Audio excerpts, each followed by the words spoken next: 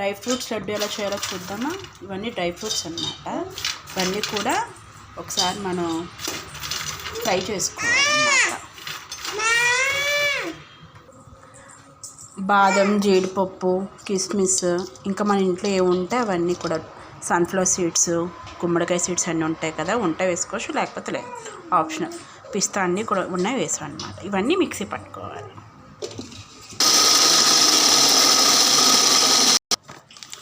Dry fruits అన్నీ పొడి చేసుకున్న తర్వాత లాస్ట్లో డేట్స్ కూడా చేసుకోవాలన్నమాట. ముందే వేస్తే అది త్వరగా అయిపోద్ది, ఈజీగా. అది కొంచెం టైం పట్టుద్ది కాబట్టి అది అవ్వదు, అందుకని సెపరేట్గా చేసుకోవాలి.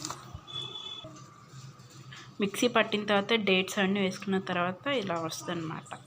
ఇది పిల్లలకి, మనం పెద్దవాళ్ళు డైరెక్ట్గా తినేస్తాం కదా, పిల్లలు తినలేరు కాబట్టి వాళ్ళకి లడ్డూలా చేసి పెడితే ఈజీగా నవ్వుతారు. ఇలా లడ్డూలా చేసుకొని స్టోర్ చేసుకోవడం.